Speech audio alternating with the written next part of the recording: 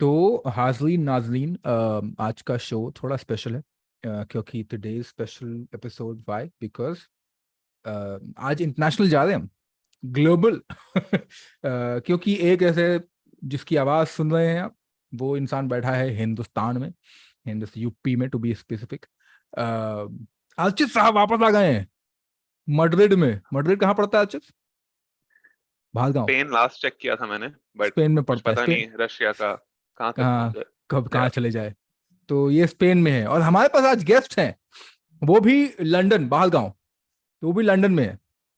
Welcome मल्लिका। आप London में है कि लंदन के किसी ऐसे आउटस्कर्ट्स पे हैं?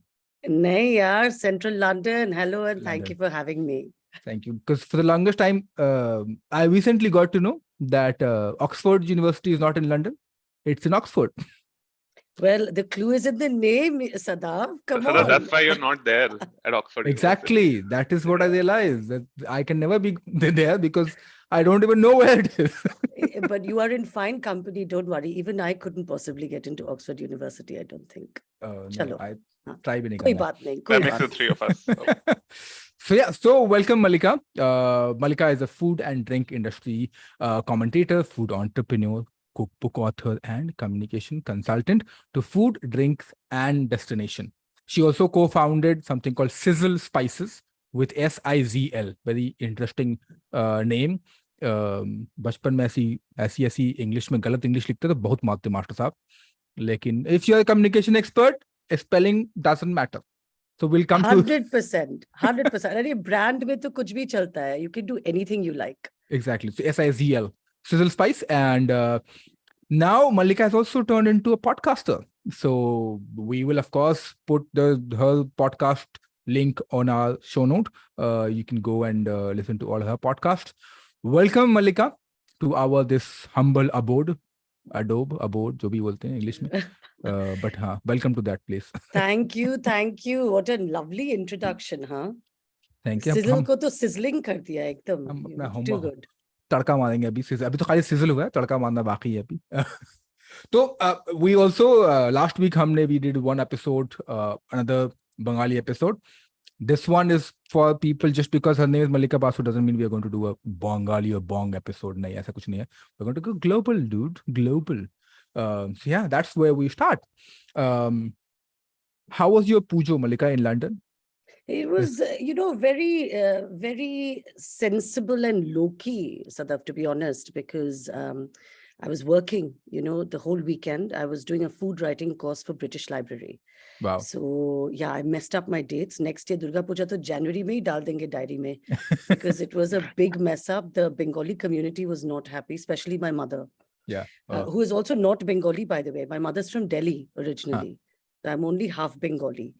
But it is a crime she will not forget easily, unfortunately. So I only went on Ashtami and did darshan, got some peace water, Shanti Jal, very important to have peace splashed on you, I find. Correct. I think everyone, especially the half bongs, and I find them very interesting because half bongs, but during the pujo, they become full bong. Full sari wali. बिल्कुल सारी डाल के उस time पे बिल्कुल माता सवार होती है. And also me, I'm not even religious, but I go and stand with my hands folded. I'm very happy. I become fully Bengali, fully religious. I'm the first in the queue for bhog. I'll take anything you give me at that time of the year. Wow. And you also put on those sari on. Fully. So I live in central London, and central London has a lot of great Durga Pujos. Nice. There's 2 or 3 big. There's one in Ealing. There's one, it used to be in Camden Town Hall in King's Cross, and now it's moved. And there's a smaller, more intimate pujo called London Durga Pujo in Belsize Park. But the Bengalis are at it fully, huh? It's like you go inside and it's like you are in a smaller version of Chittaranjan Park. Wow. Or Maddox Square, yeah. Have you finally colonized London? I'm trying my best. Yeah. I'm trying, slowly and steadily. We are poking our noses in all the places we shouldn't be. Correct. अब तो queen भी जा चुकी हैं, अब तो हमारा ही राज होने वाला है. बस और क्या इस ये तो हम लोग तो we're trying one piece at a time, Correct. When my kids were younger, I taught them to shout stolen jewels in the Tower of London. हम लोग जाते थे ना अंदर घूमने, these tiny mixed race children, because my ex-husband is he's Peruvian English. Yeah. So mixed as well. So the two little kids I have, they're quite white, quite Gora looking with light eyes and all. And they used to go, as soon as we entered the jewelry chamber where the crowns are all kept, they used to start shouting, "Stolen diamonds, stolen jewels." That's very inspiring. So I'm when gonna are teach you my kids that. when are you coming? Are you coming anytime soon to India, Malik? I want to. So normally I go at least every other year to visit my mom. And then in between I go for, hanging with my friends or doing some food research, because I have friends, in Delhi, Bombay, Goa. Yeah. Actually, two of my best friends live in Goa now. Nice. But, I'm struggling to take the time out because I started all this work in the food industry in the pandemic. Yeah. So say 17 years, I was writing about food and commenting on food, but I did that alongside working in the corporate world. So I had a career in PR and communications, and I got quite senior with that. Correct. So, तीन दिन 4 दिन में I used to work in the corporate world. उसमें जो पैसे मिलते थे, उसमें तो I used to have a relaxed life in the food industry, eating, writing, talking, not being paid very much, but it was fine. So फिर pandemic में I brought those things together. Now it's very hard to find the time, 2-3 weeks to take off. And, you can't do India in less than 2 weeks. What is the point? By the time I go to all my mashi, pishi, kaka, mama, chacha, then it's already done. Half the holiday is done. So the reason of asking that, because Jagdish Singh, the legendary singer, ने काफी सालों पहले एक queen के लिए ही ये गाना गाया था कि मेरा कुछ सामान तुम्हारे पास पड़ा हुआ है, तो जब आप आओ तो लगेज में जगह हो तो थोड़ा सा ले आना, थोड़ा सा। हम बाद में डिसाइड कर लेंगे उसको कि इंडिया के पास चाहिए जाएगा कि पाकिस्तान के पास जाएगा। अच्छा, Iran has recently come up with the contendership, वो बोल रहा है हमारा है कोहिनूर, तो हम उस पर डिसाइड बाद में कर लेंगे, लेकिन आप एक बार लाओ तो सही। नहीं भाई, इस पे और झगड़ा नहीं, we want peace now, but I didn't we go. also want peace only. one piece, एक piece. We're not asking for much. हम करेंगे क्या हमें नहीं पता है, like people have asked me what would you do, आधे पता नहीं, ऐसे अच्छा लगा, ऐसे जैसे डायलॉग ना ऐसे सेक्सी लगा था, बस सेक्सी लग रहा है तो ले आना है, बस और कुछ नहीं करना है।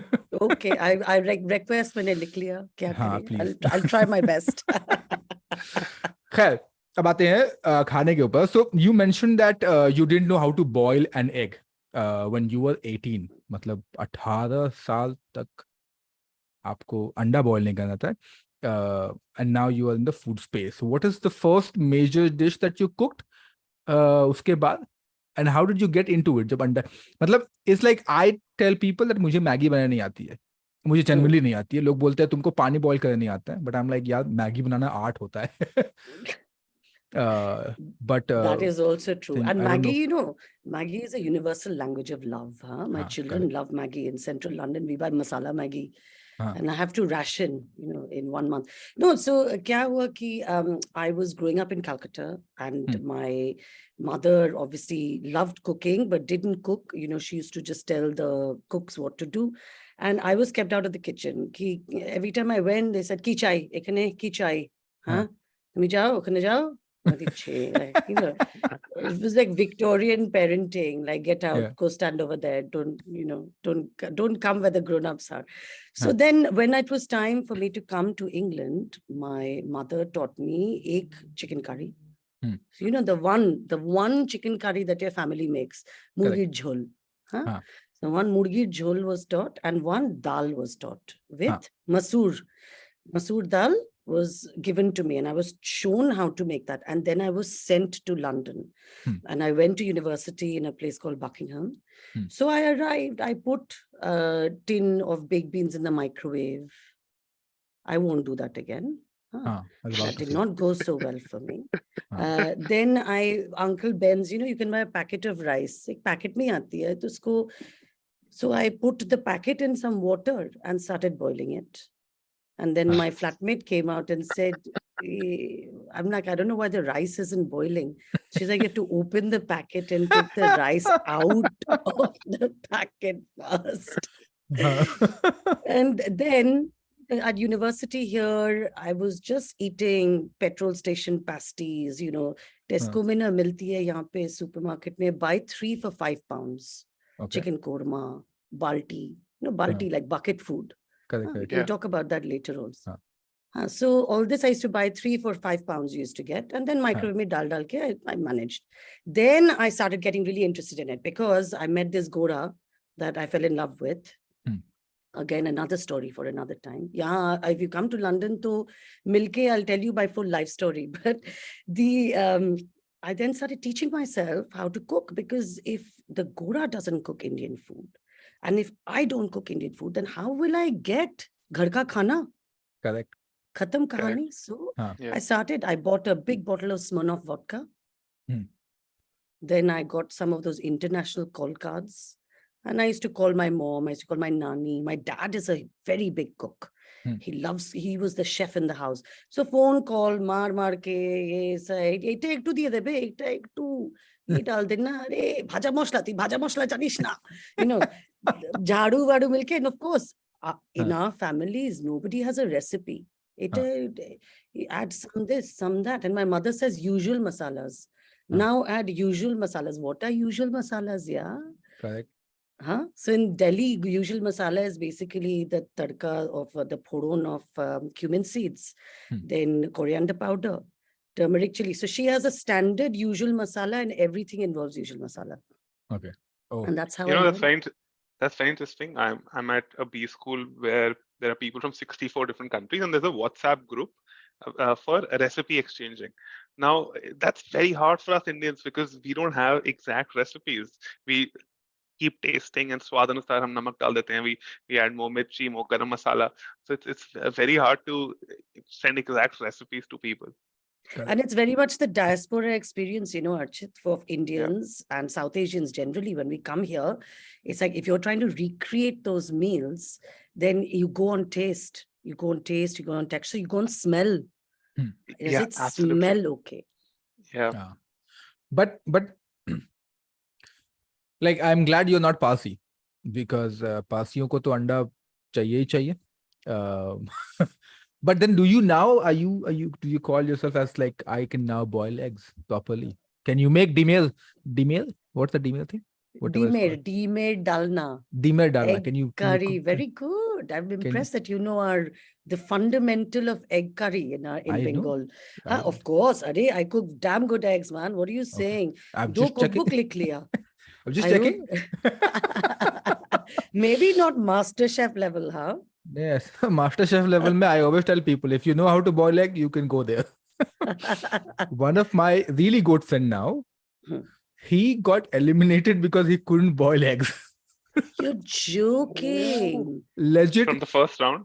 No. He was eliminated before me. So basically, we three were friends, okay, on the MasterChef show. So first he left, then I, and then another friend. So all three of us, like 3 wickets, we just all fell one after other. I think हम तीनों बोले क्या हमारा दोस्त चला गया, अब हम भी क्या करेंगे रह के.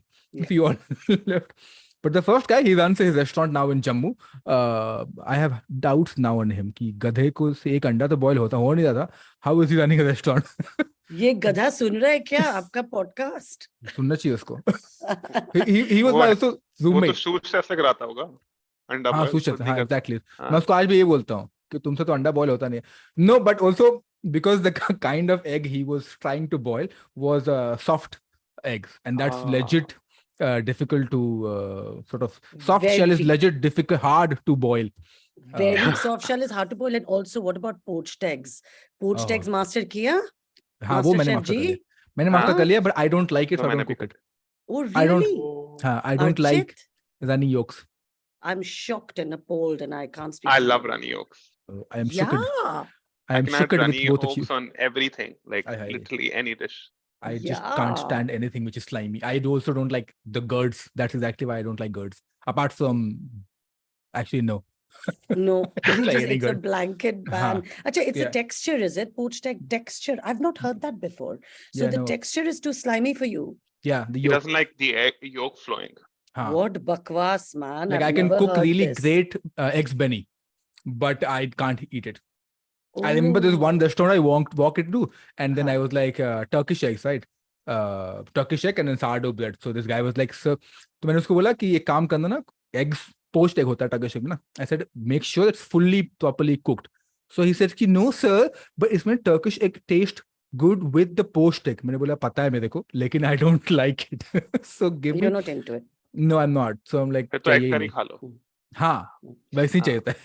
But is it, I have a question for you. Is it the fundamental of cooking? What does it start with? Does it start with boiling an egg? For us in Indian cooking, what is the first thing you need to master? Roti. No, man. What are you Roti saying? is the first thing you need to master. See, because I think khichdi. Khichdi is, I think it's also second level. The reason I'm saying is why you need to master roti for two reasons. You're not learning, the step one is never baking. Like you're not learning how to bake cake, right? So to master roti, because sabzi cooking is, the science behind cooking is that, अमूमन नमक मिर्ची का ही खेल है, वो तो test करके हो जाएगा. But for some odd reason, we, as in maybe the whole of diaspora, we love roti to be round. Now, mastering that is a difficult task. And how you go to knead the entire dough. So first you need to knead a softer dough. Then you need to make sure that the roti are round. And then within that, the third pro level is the third pro level of roti, that when you're rolling the roti, it has to, phulna is the fourth. When you're rolling the roti, it has to घूमो on its own. हाथ लगा के आप ना घुमाओ, वो आटे से ही वो अपने आप घूमे. So that's the third level. And then comes the puffing. Aesthetically, that's the image of in somebody cooking Indian food in a movie or in a TV show. They show you bellowing roti and then the roti rising. Yeah. सब्जी तो बन जाता है, सब्जी बनाने में कोई दिक्कत नहीं है. But I think what is your answer, Mallika? What is yours? So, firstly, I'm going to say that rotis always taste better when someone else makes them. Correct. The love, the enjoyment of a roti goes when you have to make it yourself.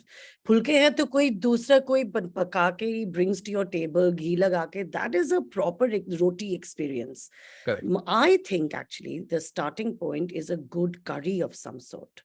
Because when you make a murgi or a mangsho or something, you can see the transformative process one by one by one. So yahan kya karte hain na, the people who don't understand Indian cooking, sab dal dete. Before the onion is cooked, you've moved on to something else. Before your spices, the process that you go through, seeing, in the oil you put the whole spices, they sizzle. That step-by-step process is very instructive for the way we work with spices, with ingredients, with smell, with taste. And that process has to become intuitive to be a good cook, I think, a good Indian cook. Okay. I think Indian cooking is all about intuition. It's interesting what you mentioned, because I have this cookbook, which is Lucknow cookbook. It's not called Lucknow cookbook, but it's a cookbook from Lucknow, written by Mir Jafar, one of the Nawabs. And he talks about his family. And in that, he mentions that how his family hired this one Khansama, a Bawarchi, right? And the only thing, and in the interview, the only thing he could make is korma. So the guys were like, the korma? It's like, sir, korma agar aap अच्छे से बनाओ ना, तो हर एक दिन एक नए तरीके का कोरमा आपको मिल सकता है. And that's what I think is really about mastering an art. And I think when I take my food work site, I always tell people that the reason why people tend to enjoy the good old street food, because they have just mastered only one thing, and that's about it, right? So what in economics about the specialization, that you're specialized in one skill, so you have to be better at that. So I think I clearly love that. said all intuition. That book sounds fascinating. So that I want to get hold of it. Yeah. I will send you. It's also available online. I mean, the Kindle version is there. I'll take a picture and send it to you. That's lovely. And he's right. When I was living in Delhi in Hos Khas, I had this Nepali, Dada, who did everything. Basically, Dada drove the car, Dada cooked the food. Dada told me off when I came home too late. And basically, I realized every day he said, "What do you want to eat?" And I used to say chicken curry quite a lot. Then I realized, ito murg masala, there's one recipe. And this recipe, one day he puts dahi, one day he puts cream, one day he puts a little kaju paste. It's basically the same goddamn base recipe that he's twisting and turning for me. I was like, ullu bana rahe yaar. Bahadur Da he was called. I was like, Bahadur Da, ita to same chicken curry to tumi. Bade bade amaki di. And like, and then I cottoned on and I put a recipe for that in my cookbook because I thought it's so damn clever. yeah, that is correct. I mean, one day you put 1, 2, 3, and then the third day you like mix all the three masala together. Yes, एक दिन Yeah. Tomato puree डाल दो, एक दिन tomato full ready tomato डाल दो, एक दिन टमाटो डालो ही नहीं भाई, दही में ही बना दो. बस same base recipe. Correct. That. I think that's what the Indian food is all about, and what Archit you also mentioning, right? It is so difficult to pinpoint saying ये ही डालना है. Because अक्सर जब हम and I always tell कि हम जब घर पे होते हैं हर दिन मास्टर शेफ चलता है. Because you open a fridge and say अच्छा आज ये बनेगा. And then you go to spice से आज जीरा नहीं आज धनिया जार डालेंगे. So then you get new flavor of in the food. So देखो मास्टर शेफ सब मोह माया है. हम सब मास्टर शेफ हैं. Just saying. Archit, what are you cooking anyway in Madrid? Tell us more. I want to hear. I've not been cooking much Indian, but I find a lot of good meats here, which you don't find in India. So good quality pork, good quality meats that you should name. And I mean, chicken to milta hai India mein. And then I usually saute some vegetable in those shan masalas or Indian jo masalas milte hain at stores. So that's I get that Indian flavor, and then usually have that with the meat and some rice. So that's वो what I've Indian been cooking. मसाले वो वाले Indian मसाले जो पाकिस्तान से आते हैं शान मसाले. वो वाले इंडियन मसाले जो पाकिस्तान से आते हैं. मैं Indian the best known Indian store here, I mean that's what people call it, Indian store, is run by a Pakistani, which is, as you know, Mallika, fairly common outside India. Totally. Yeah, And by the way, those sorry. Hey, please go on. I was going to say those shan masalas are very popular, overseas in London, and like in the UK generally. Sorry to interrupt. Yeah, that actually takes me to a question that I had. So you've eaten Indian food all over the world, and UK, South Africa, UAE, US, Australia, Canada, these countries have a significant diaspora population and decent Indian eating options. They might even have regional Indian cuisine. There must be a Bengali restaurant. There could be a Punjabi restaurant. But what about the rest of the world? Countries which do not have a lot of Indian immigrants. Do you think they do justice to Indian food? Have you tried good Indian food outside these normal Indian diaspora countries? I tend not to eat Indian food out a lot, if I'm honest with you. The migration patterns obviously determine, where you get the food for a start. It tends to be quite a homogenized offer that is set for a Western customer. It's not actually Indian at all. It is a version of dishes that have been bastardized beyond sometimes recognition that you get in places. And the quality of the food and the standard of the food tends to mirror the communities, because, if the communities there, they're catering maybe to some of the people from where we come from. But generally, I try and avoid it, if I'm honest with you. Like I see them, I always take a photo. I took a photo in Thailand of Indian restaurants. I was in Portugal recently, and there was a Bengal tiger tandoori house. In Sintra, I took a photo of that, but I tend not to eat it because, for me, spending money, like any good Indian auntie, spending money on the food, I could cook better at home. Just it's not worth it for me. Absolutely. I've had mother only behavior. one good Indian meal here, and I realized the trick is to tell the chef or the owner कि भैया Indian style में बनाना. Otherwise, and that too, if they know Indian style and they're from India. If they're not, then tough luck. That's a top piece of advice, by the way. What I tend to do when I go to Saravana Bhavan here, and they know me quite well now, I say to them, don't give me the old idlis from yesterday. Take out the newly steamed ones. And now they know. So they see me, they're like, hello. Fresh idli is coming. Fresh idli tadka maar ke. Yeah. Even there's a Pakistani place here called Chaat Khara. By the way, my restaurant selection is all dives, but there are some good, very posh ones also that I go to. But there's a Pakistani dive called Chaat Khara, and the food is very, very good. But the food sits outside all day. So when I go there, I'm like, "Bhaiya, lamb biryani dena, but andar se laiye, please. Jo fresh bana hai." Ah, So that's my tip. So, because you mentioned biryani, and I am a self-proclaimed unofficial official spokesperson of biryani in Hall of India, famous in Noida. Wow, bhai, wow. This is a great accolade.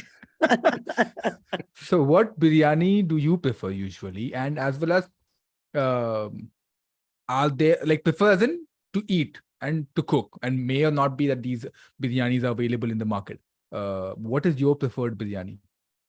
Of course, I have to say Kolkata biryani. What a Of question. course, with Of aloo. course, with aloo and Huh. haldi. Sadaf is Ah, fishing there. Exactly. totally. And he Yeah, caught me also, hook, line, yeah, and sinker. yeah. Exactly. I'm so predictable. Every Bengali is so predictable. I can't Right. believe you even tried that. So, do you get a um, Bengali biryani in Calcutta? Sorry, in you London.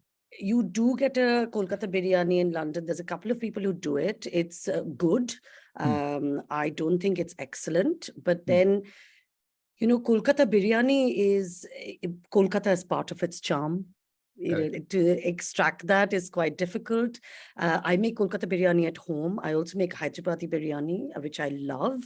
And I learned to make actually in Hyderabad. The chefs at Falaknuma Palace taught me. So I went there and I learned how to do it. They set it up on the balcony. Have you been to Falaknuma? It's a great hotel. So the balcony, they cleared it off and they taught me how to make Hyderabadi biryani Wow. overlooking Hyderabad. Nice. Wow. It was one Is of there the a video nicest of this on experiences. YouTube?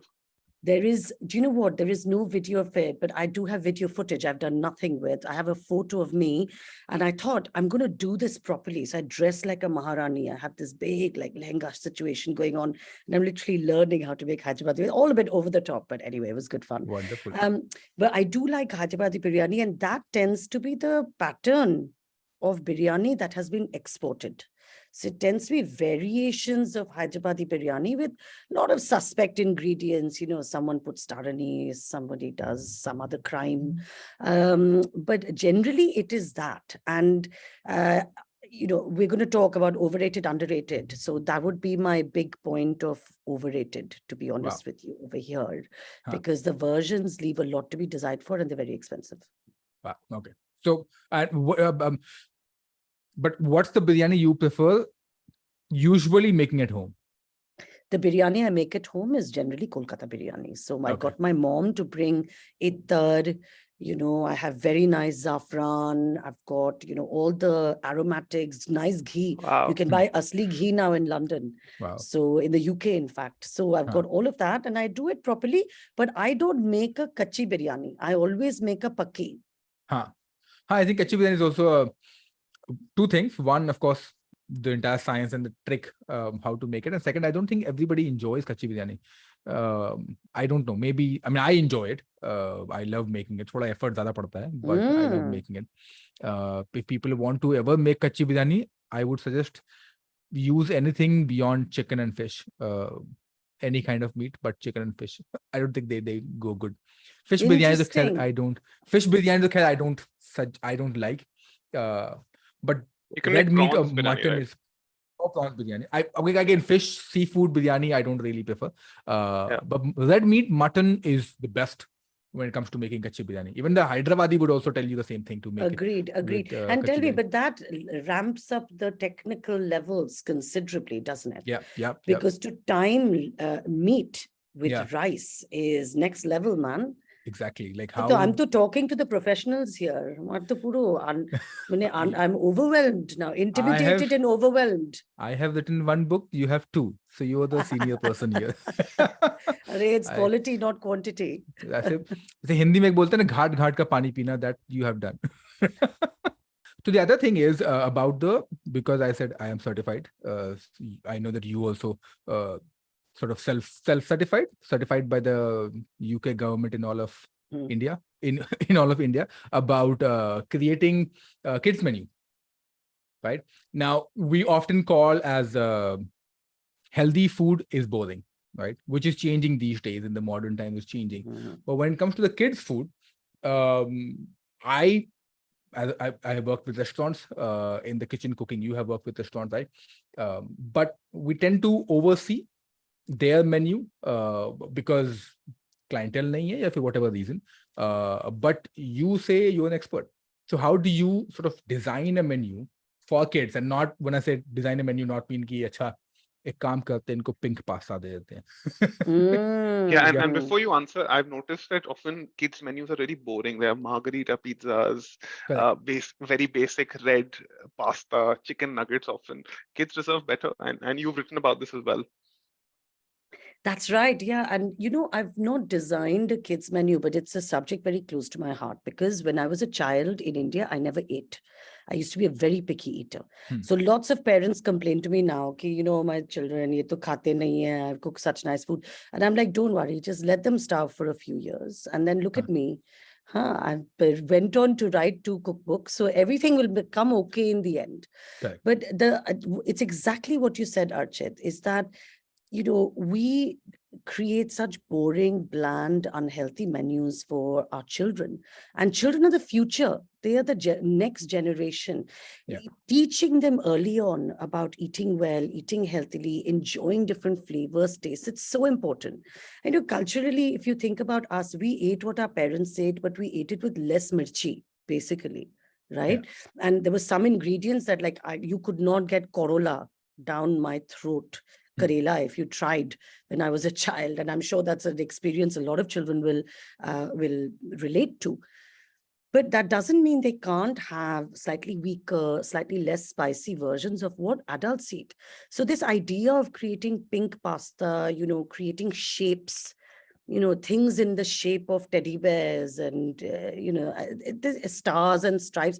You don't need to. You just give them what you eat, give them a version of it, give them a smaller portion of it, and get them involved in the eating and the food journey early on, I think is the way to do it. And if we did that, the other problem with a lot of parents is they don't enjoy food with their children. They give their kids meals at a separate time. I tell parents, I'm like, how would you feel if someone was shoving a metal spoon in your face? Cow. It's not a nice experience. If you say it, you create an experience, you eat well together, you can do so much better. So how important is it to create that sort of a community, or have a conversation with your kid, with the family, about the food? Because see, when growing up, we were often told, hey, khane ke table baat nahi karte hain, right? But why not? I think it is a great, and I have seen in movies that, and of course, our family talked about food all the time. And of course, you have seen the movies that people will talk about, not necessarily about the food, but about either's life, how was the work, how was school, how was boyfriend, girlfriend, etc. But for you, what you just mentioned, right? How important is it to not only shove the spoon and say, hey, eat, and then get out, but create that sense of pride in what you're eating? They're hugely important because, eating together is an experience. It's about family life. It's about culture. And my 2 children, so I was determined that my 2 will be good eaters and they're going to love it. So my son, Sadaf and Archit will be proud to know that he is a great cook. And he's a fierce watcher of MasterChef. Yeah, loves Jamie Oliver, really into it. So when we go to food festivals here, he's sitting in the front row. And then if the demo is crap, I can't get him to move. I'm like, come on, Noah, we have to go now. And of course, it's impossible to extract him from the front row. But he's 11 now. He's been chopping since he was 18 months old. He used to chop with a butter knife. Wow. Yeah. Then at the age of 3, I started giving him like a sharper knife, one of my most blunt ones. But at the age of 6, I bought him his own chef knife. Oh, wow. Yeah, which it was like a design for children. So you put a finger in there. That prevents your finger from getting in the way. But he used a sharp, proper knife from when he was 6 years old. Yeah, and my daughter is not into savory cooking, but she's a fierce baker. She loves baking. She really enjoys it. She tries lots of different recipes. But we did that by sitting and talking and eating together. And the other thing I never do is I never force feed my children. If they say we're full now, I say, are you sure? Could you eat maybe a little bit more? Maybe have those 2 pieces of pasta, and they're like, fine, and that's going to be enough for me. And I'll be like, that's okay, because actually I don't know how much hunger there is in their stomach. Correct. All I will say is you're not going to get a snack in like an hour's time. I'm not going to let you eat a snack. So you better fill your tummy right now. And they Correct. know I'm serious. So if they don't want to finish everything on their plate, that's absolutely fine. I finish it or I save it for another meal or something. And so we've created very healthy, positive relations. Table mein baith ke baat karo yaar, talk about the food. They'll say things like, you put too much oregano in this. That day my daughter came into the kitchen and said, oh, wow, Singapore noodles. I was so happy. She's 13 and she knows from the smell that I'm making Singapore rice noodles. How cool is that? Yeah. And That's so amazing. that's encouraging that experience of enjoying food, chatting about food, disliking food is all incredibly important if we want to change habits going forward, but also build great habits for young people. True. Yeah. I feel very grateful. I used to watch Nigella Lawson, Anthony Bourdain as a 12, 13-year-old. And then I used to look at these eclectic recipes and ask my parents to probably get those ingredients. And they let me play around with them, even if it wasn't perfect.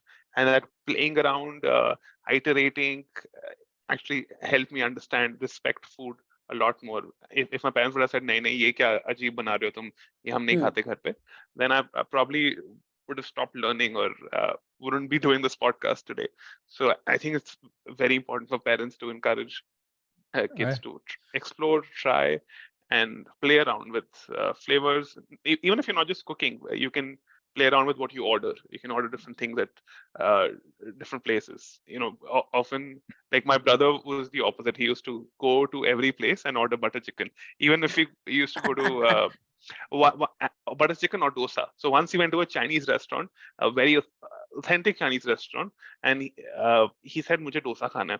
And my Mausaji, he used to he really likes my brother, so he's like कि dosa khana है इसको चलो dosa खिलाते हैं. So he actually ordered a Peking duck, which is essentially a pancake roll of duck, which is very similar to dosa because he was craving dosa.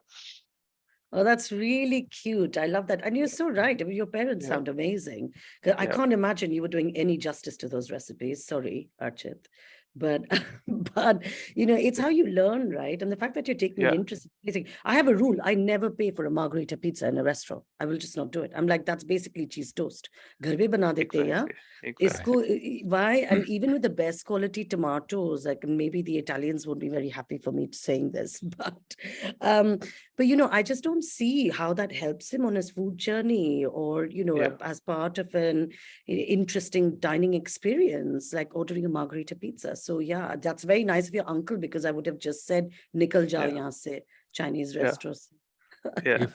if you have to order margarita alcohol, not pizza. Agreed, 100%. Also to Archit, 12-13 साल की उम्र में ना, जब when people watch Nigel Lawson ना, that is For not called, multiple reasons. it is not called passion for food, just saying. हम सब ने नाइजल लॉसन को देखा है उस उम्र में जब हम बड़े Oi, हो रहे थे. behave just saying. yourself. I know Nigella. What Say hello bakwas. to her. She's No. such a fabulous lady. Are you Yeah, I love insane? her. I'm keeping her well away from the two of you. No, we are like fans, no. so literally like growing up, so I grew up in Jharkhand, which is very close to, of course, Bengal.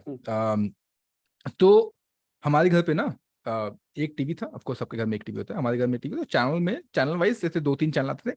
DD1 was the only channel, और then we got DD2 or the Metro. तो उसमें usually we had Sanjeev Kapoor and Tara Dalal. That's it, right? But it was when we go to नानी घर, which was in Bihar. तो when we go there, वहां पर ऐसे, अच्छा वहां मसला ये था ना कि लाइट नहीं आती थी, लेकिन टीवी में डिश टीवी था. Oh.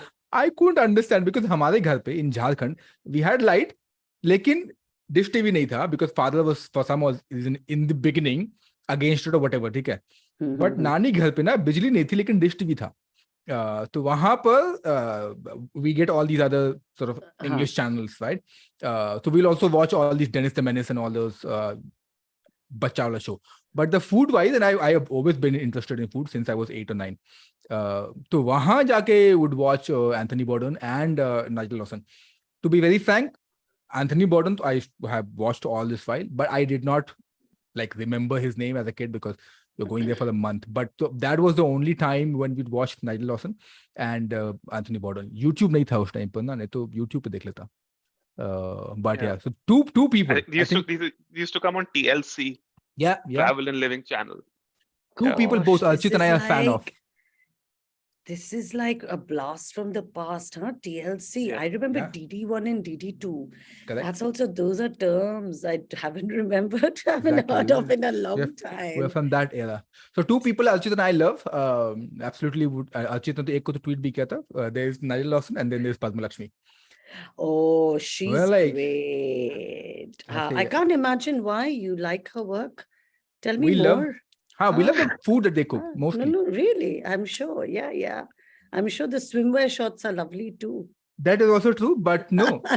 See, human beings need to understand when to reject themselves.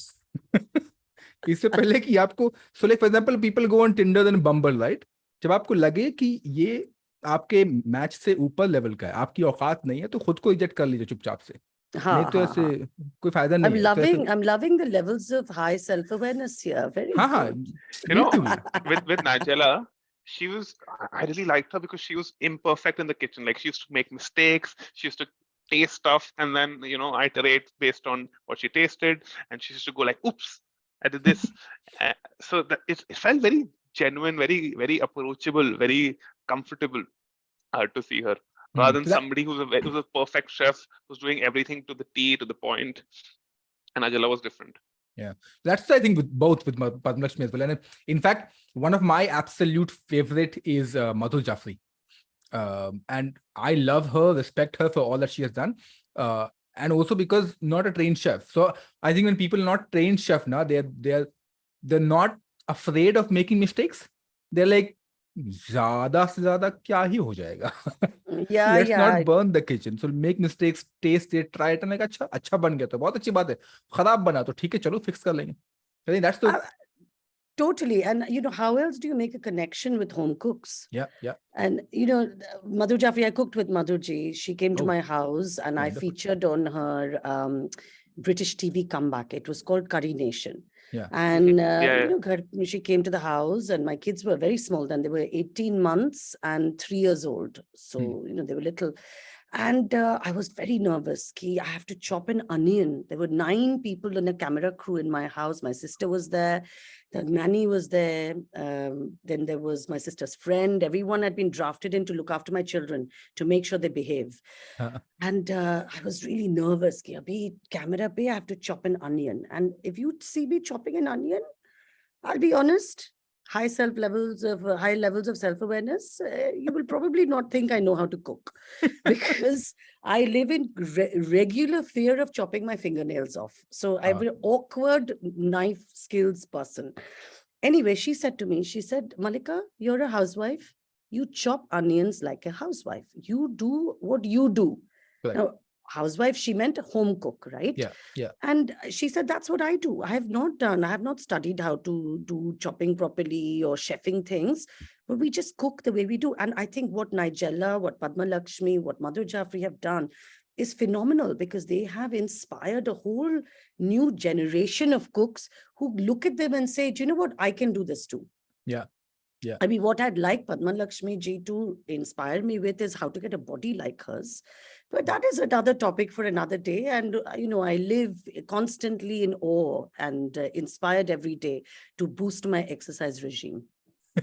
She should be your workout partner, online workout partner. If she's listening, yes, please. Yes, please. We will let her know, even though she doesn't know us, but we will make sure she knows us. I feel slightly scared for her. No. ऐसा कोई ज़रूरी नहीं है. On that interesting note of remembering all the favorite ladies of ours, let's take a break. And break के बाद आते ही फिर कुछ और सवाल जवाब होंगे और क्या ही कर सकते हैं हम. Let's take a break. Hello, everybody. It's been another great week on the IVM Podcast Network. This week, Venvel Seni completes 100 episodes. 100! On the 100th episode, Kavita narrates how the Mauryas invaded the Tamil kingdom and captured Tudu Nadu. On Naan Curry, Sadaf is joined by food photographers and the founders of Picture Naam Aap, Madhushri Roy and Anindya Basu. They talk about Bengali food and break the myths and misconceptions around it. On the Advertiser's Guide to the Galaxy, Karthik looks at some characters popularized by certain brands and how they continue to be the audience's favorites. On Simplified, the hosts decode why non-violent modes of communication are the best to resolve differences of opinions according to psychologists. And on Explain Like I'm 10, Meghnad is joined by Pranav Radhakrishnan from the YouTube channel Science is Dope and Pragati Ganeriwal from the IVM team to decipher what is pseudoscience. Guys, go to our website, ivmpodcast.com. You can check out the merch store, also links to all of our social media stuff, which is at IVM Podcast. Also, do check out our YouTube channels. We have a number of channels with many of your favorite shows available as full video podcasts. Finally, we'd like to thank our sponsors this week, Volvo XC40 Recharge, Bumble, Heads Up for Tails, and HDFC Mutual Fund. Thank you so much for making this possible. And we're back. Now, Mallika, you're a food writer and you also teach a course on food writing. Now, to me, food writing beyond just recipes is a very challenging art. Why? Because you will never be able to make the reader taste what you've tasted. I mean, you might have had the best eating experience, but you can only write about it. You can't make the reader taste it on his tongue, on his or her or their tongue.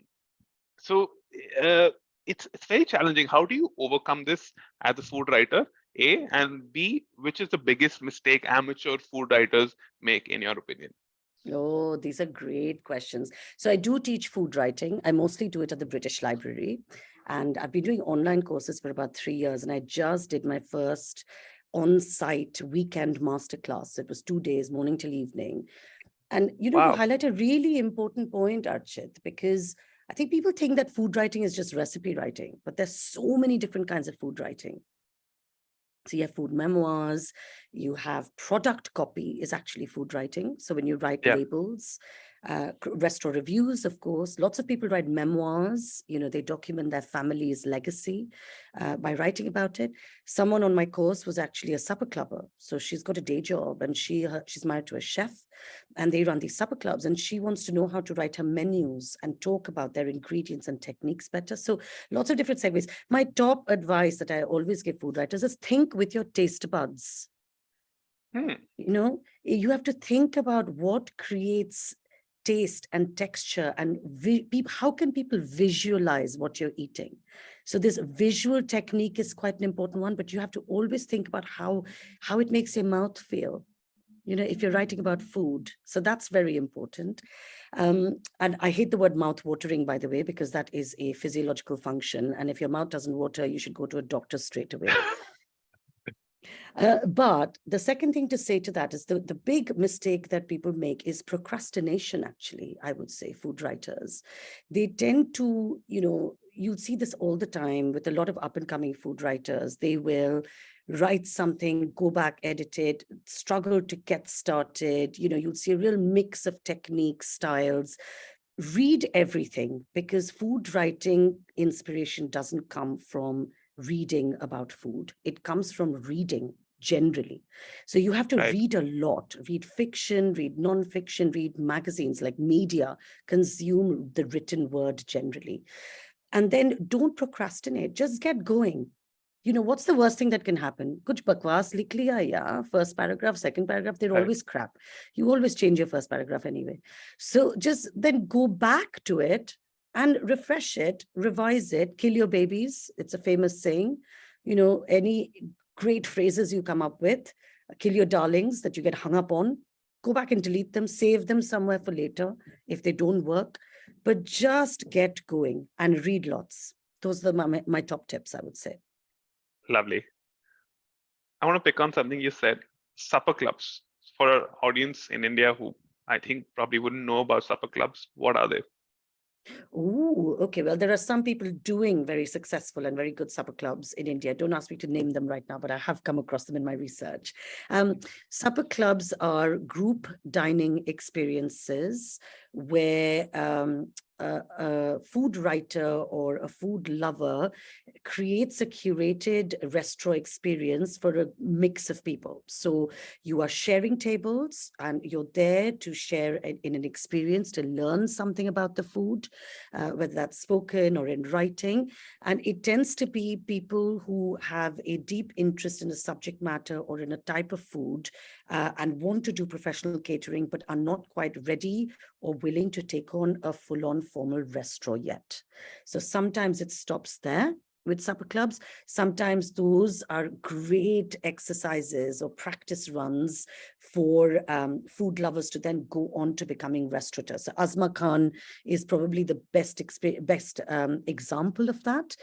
She used to do her Darjeeling Express supper club, which I used to go to. I really enjoyed it. And then that became a very successful and popular restaurant. So it works both ways.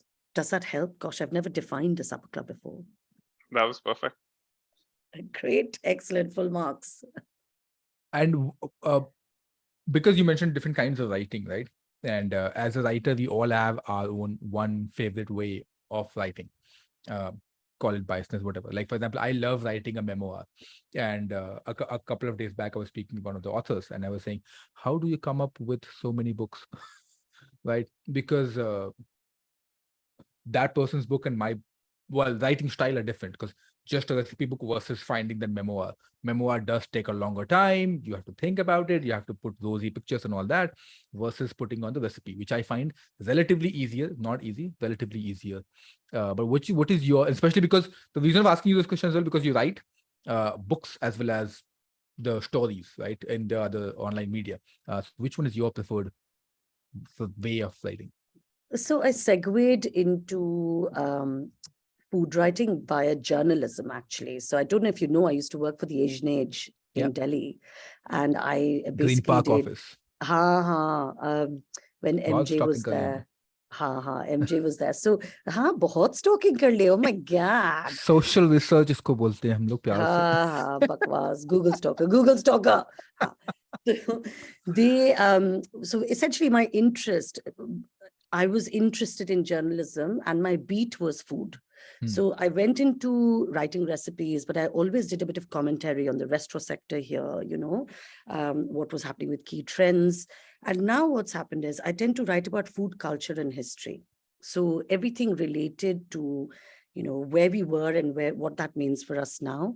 A lot of my writing covers things like culture and diversity, so cultural appropriation, decolonization of the palate, decolonization of food, kids menu, which you've already seen. But it's kind of like things that are happening around us with food and why we need to know about these things. So partition was a really interesting one. I love that.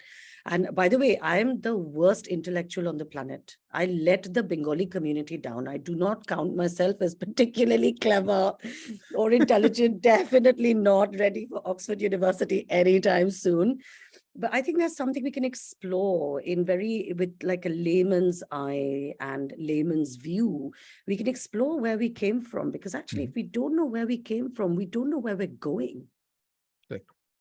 So I've really enjoyed recently writing about things like the impact of partition on some of the disappearing sweets of East Bengal. The one I wrote about vegetarian Punjabis went down a real treat, and I hopefully smashed a few stereotypes. That's a big thing for me, just changing perceptions, views. Indian food, my newsletter is called More Than Curry on Substack, because the word curry in the West is used interchangeably with Indian food, and we all know that Indian food is not all curry. In fact, there is not even a thing as Indian food. It's a food of India. Because it's not a mono, it's not one generic thing. Every part of India, every family has differences and nuances. So I'm really enjoying that. I'm writing something today on essentially racism on Great British Bake Off, because they did a Mexico episode. And so I'm talking a little bit about cultural appropriation and why this just has to stop, because people have gotten used to Western kind of cultures, majority cultures that were potentially formerly colonial, have gotten used to trampling and running roughshod about the food of nations like ours. nations that were previously colonized, they were economically subjugated, they were, used in many different ways. There's this attitude that koi baat nahi yaar, iska khana leke, we can just like trample all over it, turn it into some crap, make a few racist references, ho gaya, khatam kahani. And that is not acceptable. And Archit, to your point, are you colonizing them yet? Well, certainly refusing to be colonized. So, and I think food becomes a really important conduit to talk about some of these things that are really important. We need to talk about what it means for us in today's day and age, about the future of the planet. It's not about the kids' menu. It's about the impact of kids' menus on a sustainable future. Great. That's what we're talking about. Yeah. In fact, I love that. You mentioned about Indian food not being only about curry. Archit will explain you why our podcast is called Naan Curry. Hi, what is going on here, boys? We are going with non-curry, and naan curry is a wordplay on that. It's not very intuitive, I agree, but those who know. Oh my goodness, as in naan. It is naan curry. Oh, non-curry, yeah. Like non-curry with a very heavy English accent. Non-curry. Deep, a non-curry. So that's why I called mine more than curry, because it's about, and also me, like I don't just talk about Indian food, now I've gone into all sorts. I'm meddling in everything basically. Right. Jo bhi hai na, the Bengali is getting stuck into bus. Done. In fact, yesterday only, I was watching this one video on YouTube, and there's this food historian from UK. I don't know where exactly she's from. Maybe you'll know her, called Castor Carr. Castor Carr, whatever her name is, however you pronounce her, that came on Modern History TV. In that, she mentioned about the food that was being eaten during the medieval time and the peasant versus the royal food. And then she very wonderfully mentions about curry. And she said there was a mention of curry in the medieval time because for English, curry meant anything cooked. And then I was just trying to associate it that maybe that's what when the English came here, and they're like, anything which is cooked and has gravy became curry. So they also started making me question that, but the curry word comes from Tamil, which is kari, Kari. Then how is that the word already finds its mention in the medieval history? So it's a very interesting place to find research, or in fact ask Dr. Kastakar that what did she mean when she said that medieval UK में तो पहले से curry exist करता था. I don't know. That's fascinating. You watch so much TV and read so many books. You don't have any work or what? You need at least 1 or 2 more children. How many kids do you have? I don't know any. Yet. I don't have. I'm not aware of any of them. If they are roaming around, don't come to me. Time Stay now to claim parental status, guys. This man has too much time on his hands. I'm only joking. just ignore me. If you are around, if you know me, if you know that I am. Please write to us. Don't write. Write to us, don't to me, not me. Don't write to them. Right to my team. You make a really important point, and I think on a more serious note, I do think that what then happened is the word curry had meaning and an implication, and it came over here. But what's then happened is it's become interchangeable with Indian cuisine, and unfortunately, what you've also got is you've got Bangladeshi food. There's a food created specifically by Siletes, catering to the Western palate, and a very particular kind of Western palate, which is the chicken tikka, masala, the baltis, all this jalfrezi with a big gravy, pork vindaloo, which is super spicy, like brown and super spicy. So that food it's delicious. It was created for a very specific reason. It has a huge market. And, Bangladeshis, that community has taken a lot. They've really struggled to establish themselves here with that food. They've taken a lot of racism, a lot of abuse from some of the clients. But what then happens is that food is thought to be the same as Indian food. So I've written articles that say why your Indian takeaway is not Indian. Yeah. And the problem happens is when some of those nuances get lost. So I have nothing against the curry house food or balti, or sometimes I order it. The other day I ordered like a balti masala because they're amazing. And after a long day's hard work, they go down really well. But it irritates me when people think that's what we eat in India. And they ask me things like, how you have great skin, or how do you stay so slim? I'm like, guys, India gave you Miss Universe, Miss World, even now Miss US.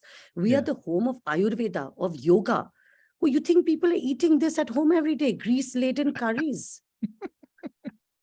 And the hilarious thing is that Pataks, the curry sauce people, they supply all these wholesale curry houses. What happens is they have a huge business in wholesale curries. So essentially what you're eating is Patak's curry sauce with a few extra ingredients sometimes, like in a lot of curry houses, not all of them. And they have the skewered meats and pieces of paneer and vegetables sitting. They just put it. You want phal, you want madras, the curry sauce is there. They just chuck in the veg and give it to you. And that is not Indian food, my friends. Correct. What I'm is going Patak? great. Sorry. Patak's is a brand, a UK-based brand of ready curry sauces and pastes and pickles. Okay. And you can buy them, consumers can buy them in supermarkets, but they have an arm that does wholesale. So they supply a lot of these curry houses. So, some of them are not even cooking. They've got someone Polish in the kitchen who's just using the Patak's curry sauce, tubs of it, to create these Indian takeaways. So that's fascinating. What's the reason for these curry houses to become so popular versus genuine Indian restaurants? Have you tasted the food in the curry houses? No. My goodness, it's good, Archit. Next time you come Yeah. to London. I feel a trip coming on, by the way. I feel a trip to London, a food walking tour of London coming up. It's amazing. It's delicious. It was part of like a cultural thing here, beer and cuz, which is a curry. It really captured the imagination. It's tasty. It's great for mopping up, a few drinks after the pub. And it's got the imagination of people. So the standard Indian restaurant food that you get here is Punjabi food. So it's very much built on the Moti Mahal, that sort of template Right. of Northwest Frontier Punjabi food. But in more recent years, a lot of chefs around the country and also restaurants are doing exciting things with regional cuisine. You get much more variety now, and people are slowly beginning to understand the nuances. And of course, people are getting more health conscious. They're thinking about what they eat. Sadly, a lot of these Bangladeshi restaurants, the curry houses are also dying out because the next generations don't want to take over. So Brick Lane in London is a big example of that, where, there used to be over 100. Now there's some 25 or 26 left, because, the kids they want professional jobs. They're moving on. They're doing different things with their lives, and they don't want to take on the curry houses. So yeah, there's a real shift in recent years. But if you ever get a chance, you must eat curry house food. It's bloody good. I will. So ऐसा बाहर से अपने Madrid school के आगे से auto लेके निकल जाना कभी 5-10 रुपए एक्स्ट्रा बोलना भैया मीटर से लेके जाइए, लेकिन ऐसे नहीं चलेगा. लंदन पहुंचा दीजिए. Come. I'm ready for you. I'm ready for you. Let's do this. Let's do it. And this takes us to our final segment, which is underrated, overrated, and favorite. And this is actually my favorite segment because usually the most controversial parts are uttered in this segment. So what is your most underrated food item, Mallika? Are we talking Indian or generally? Generally works. Anything. So I'm going to do Indian and non-Indian. Perfect. I eat pasta a lot, but I'm not a big fan of pasta. I think, and this is sacrilege, and I'm sure I will take much beating for it later. But if there's something to eat apart from a pasta, I will generally pick it. So you're saying it's overrated? I'm saying it's overrated. Yeah, Okay. that's terrible, isn't it? Actually, maybe edit this bit out. But it's just one of those things where I think kale and avocado is basically tasteless. I don't think avocados taste of anything. I think kale is basically a weed. It probably tastes like grass, but luckily for us, I have never tasted grass. I also think turmeric is not a spice. Turmeric is used for very many different things, but as a spice, as a flavoring, it is bitter and astringent. And when turmeric was deemed to be a new discovery in the West, and it was making an appearance here, there, and everywhere, people were using it as a flavoring, and I think that is quite tricky because it's the flavor itself is an interesting one and needs to be combined with a certain set of other ingredients. Yeah. And then final bit of overrating would be here in the UK and in London specifically. I don't rate the biryani you get out there. It is quite difficult to find a decent biryani, and the ones at good restaurants, I mean, kidney bech ke kharidna hota hai yaar, 34 pounds for a tiny handi, this much. And forget about that. Biryani to chodo, even kali dal. I remember when I used to go with my now ex-husband, he'd say, I'm like, oh, what's the makhi dal? What's the dal makhani like? And he'd be like, it's £4.50 for this tiny bowl. वो कटोरी होती है ना, silver stainless steel की कटोरी. That much of kali dal for £4.50. And in my house, I make a handi. I make literally my body weight in dal makhani because you have to. If you're going to cook something for 4 hours, you have to make a giant pot of it, right? Correct. Yeah. So what is the cost of a tiny bowl like that? 4p in my house, 40p at best, counting energy costs. So I think those would be my top overrated. Underrated. Okay, underrated now. How long can I talk for, by the way? I have the eternity. As much as you want. Yes, excellent. You can't shut me up now. Underrated. I think rice is very underrated generally. Taking on from the biryani point, I think rice. A lot of people in the West especially view rice with a lot of inbuilt intrinsic suspicion. White rice is seen as quite demonic because of its associations with diabetes and things like starch content and carbs content. But the way we eat rice is very different. We also in India have so many varieties of rice. All rice isn't equal. There's, of course, I'm not going to go into the different types, but there's red rice, there's black rice, there's a whole grain, there's so much. So I do think it's easy to tarnish all rice with one health brush, but that is quite basic, and we should look at that a bit more. Dal, a lot of crimes are committed against dal in the West. I think it's hugely underrated and undervalued. You look at dal, I don't know, it looks like gruel, tiny portions of dry slop. People don't understand how much flavor you can extract out of lentils. So many different interesting things. In our homes, I don't know if this is for you as well, but in my home, it was like a cardinal sin to mismatch the tarka with the dal. Yeah. Every lentil had its own methodology, mechanism. Yeah, to bas dal le lo, red lentil, usme coconut milk dal do. Ho gayi? Coconut dal, lentil dal do, celery dal do, commit a few more crimes, and there you have dal. What is dal? Yeah, DHAL. I think anyone who wants to cook dal or serve dal should go on a journey of exploring it properly, because there's a phenomenal variety out there to explore. There was a book written by Salma Hussain as well on dal. So anybody who's interested in going through that journey, घर पे बैठे तो वो Salma आपा किताब खरीद सकते हैं. This is very interesting. I haven't seen Salma's book. I've got a couple of them here, but I'm going to look that up because there's a real market for that. Acha, pata in the pandemic, when I wrote my second cookbook, my agent said, now you have to write a cookbook about dal. And I wish I had, guys, because then the pandemic happened. Everyone thought the world was coming to an end. And so what did they do? They all went and bought dry sacks of lentils. Correct. They started baking banana bread. They started baking sourdough bread, and then they stockpiled on lentils. Abhi to I would have become a millionaire by now. I missed my boat. I know. Good for Salma, though. I'm pleased to hear that. I'm going to look up her cookbook. It's an old book. It's an old book. I think it came out in 2017 or 18, if I'm not wrong. But yeah, it's only on all about lentils. Yeah. Right. I'm going to look that up. I'm going to just say that spices are massively undervalued, and I'm not I'm not scoring a massive own goal here because I've actually divested from my spice business now because it was all, I do too many things, I needed to rationalize and I can't, run a business. So it's quite hard for me to invest time in a startup that doesn't pay. But I do think people buy spices, they love the idea of spices. Oh, we'll get some Baharat, we'll buy some, Lebanese spice mix, we'll get some pul paper. And then it's just sat there festering in your cupboard. Death by cumin seeds. Cumin seeds, if you need for a recipe, check if you have it already before you go and buy another jar, another packet.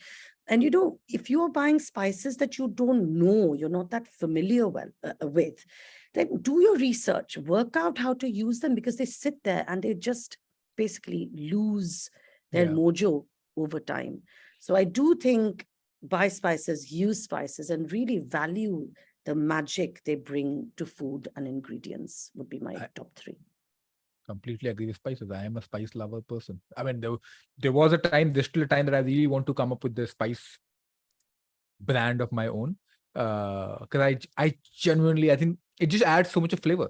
Like, कुछ भी normal ऐसा बना, पालक साग, थोड़ा सा नमक डाल दिया, थोड़ा सा मसाला डाल दिया, oh. Laziz. Exactly. So And like Panch Phoron. Yeah. You cook with Panch Phoron. Panch Phoron is like, it's a 5-spice wonder. Correct. It shortcuts in so many different ways. So if you start a spice business, Sadaf, they come and look me up. I'll tell you what not to do. Correct. You should also make a portable spice carrier so that if one is outside India and is craving spicy food, which you don't get a lot in non-Indian restaurants, so you can just, sprinkle. There was this one person I knew, lives in Delhi only, Gurgaon. He, and I have never heard of this, he started something as mithai ka masala. And I'm like, mithai ka masala? And I'm like, Indian mithai mein kya masala hota hai? He didn't tell me, of course. He said, Ilaichi he had. He said कि इलायची डाली है, दालचीनी, which is cinnamon. तो ये 2 चीजें उसने बोली.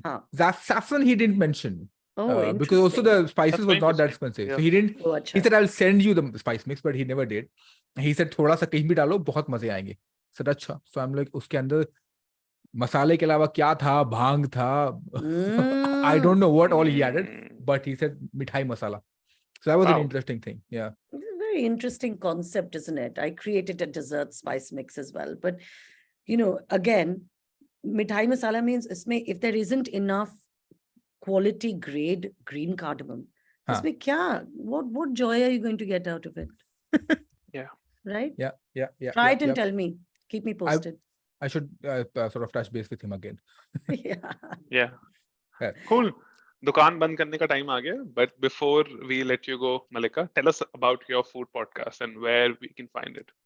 That's really lovely. So it is not my own podcast. It is one I am hosting for BBC Good Food, which is run by an organization for BBC, for the BBC brand.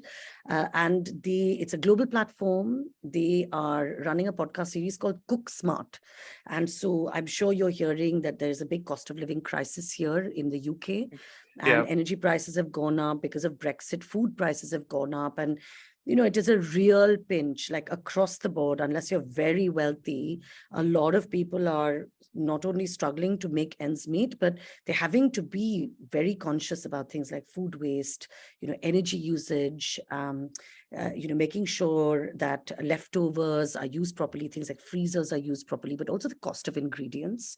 So, if you're spending money on expensive ingredients, you don't want to waste them, right? So how you then freeze things. Ye to hum log India mein, we've been doing it for generations. Correct. So this is like, my mother is here now and she's following me around in the kitchen. She has memorized the contents of my fridge and freezer. That day I bought a watermelon. She's saying, hey, Tumi, what are you going to do with the rind? I'm like, Ure Baba. She's like, Khosha phelbena, khosha phelbena, khosha phelbena. So don't throw the peels. Don't throw the peel, correct. Because the peels, they get shredded and we make khosha bhaja with it.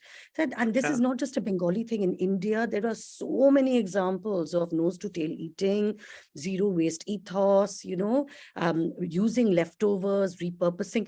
So they asked me to present the podcast. And I was really pleased about that because not only as a I've always written recipes alongside a corporate career. So I know what it's like being busy, being stressed with time, and having to be efficient as part of that. Also, I'm Indian and it runs in my blood, in my veins. But as a busy entrepreneur now, I have to be efficient. I'm having to work harder. I know that soaking chickpeas and boiling them for 3 hours is the cheapest way, yeah, or putting them in a pressure cooker. But I haven't suddenly miraculously got 48 hours in a day. In fact, I have no time because I'm busy earning money. So some of those tips, tricks, I've got some of my expert friends to come along to the podcast. And thank you. I hope people enjoy it and that it will provide inspiration to lots of different types of people. Sure. I mean, zero waste or no waste is a thing which is coming back. So I think everybody should and must try reducing as much as possible the waste. And that also include not throwing away the cooked food as well, because we often do that. It's terrible. Apparently in the UK, people throw away 800 pounds worth of edible food a year. Wow. 800 pounds. That's crazy. We should not be doing that. Garib log But khane this nahi was milenge. a lot of fun. This was, I think, as we told you during the break, one of our more conversational episodes, and we love that. I mean, we love talking. Obviously, we have a podcast. So, thank you so much, Mallika. Thank you so much. I Mallika. did notice that you love talking, but yes, we could have definitely talked for England and India, and we did. Thank you so much for having me. We should next time call her back and talk about England and only English food. But no jewels, please. Thank you. No jewels. हो गया. Yeah, No jewels. हो गया. इस बस वो बार तो कर लिया. खत्म. अब अगली बार कुछ और की बात करेंगे. I would love to, and thank you so much for asking me on. I've really enjoyed this. Great fun. Thank you so much. Thank you for coming. Thank you. On that note, दुकान बंद.